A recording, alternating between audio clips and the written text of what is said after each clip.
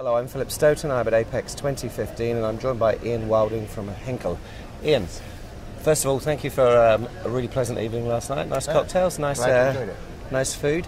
A really interesting presentation about GC10. Yep. Tell me what GC10 stands for and tell me why it is what it is. Sure. So GC10 is a new solder paste and GC stands for Game Changer, and we're calling it Game Changer because it really does reset the aspirations for what a solder paste is expected to do.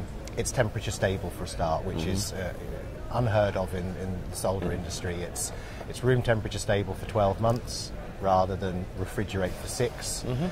So it just resets all of those current thinkings about what a solder paste should be able to do. It's and 10 because it took perfect. 9 goes. Or? No, it took about 1,000 different formulations to get to where we are now. It's about a 4-year development program, and 10 is just it's the perfect 10. Yeah, so. and the fundamentally smart part about it is you've somehow managed to stop the reaction between the powder and the paste. That's correct. And that's what allows it to be temperature stable.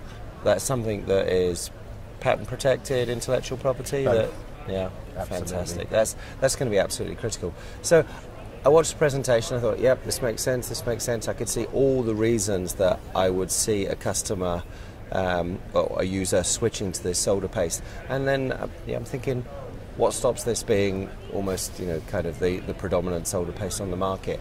The only thing that you can see is resistance to change. It's a challenge to change, isn't it, always? How do you overcome that? It is, and I think a lot of that is overcome by actually getting the customers to simply try it for themselves. It's all well and good us as the manufacturer telling people how great this product is, but once you get it onto their production line and they actually see the performance for themselves, that resistance to change drops away fairly quickly because you can just see the benefit from the point of view of this material outperforms everything else. Yeah, and the cost saving in logistics, and I think the supply chain of it is a significantly interesting part of it. Storage becomes a significantly interesting part of it. You just have to take less care of it, it seems. You do. That's fundamental. So.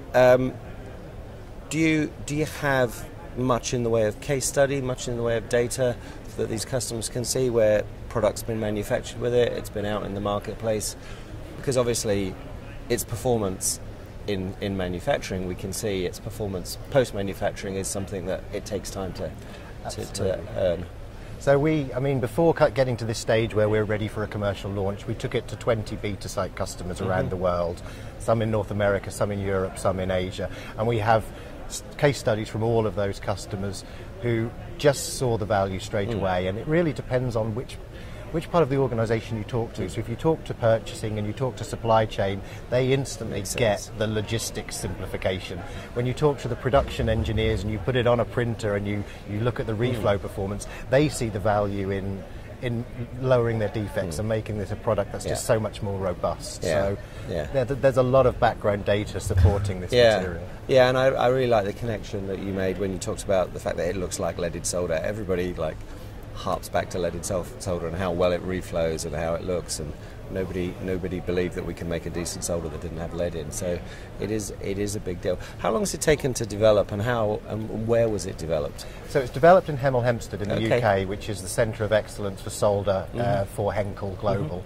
It's about a 4.5 year development program with about 10 people working on this. So it's, if you factor in the 45 man years, exactly, something like that. It's a long time coming, and as I mentioned last night in the presentation, if it was easy, everybody would have done it. Yeah, absolutely. So.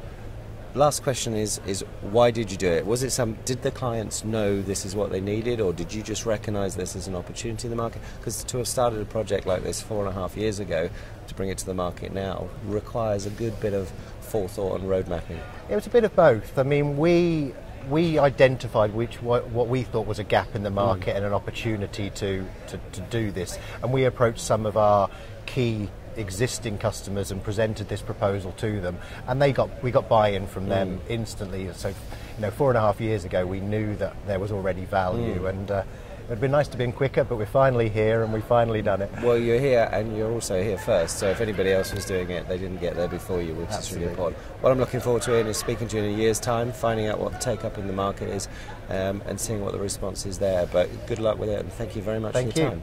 Thank you very much.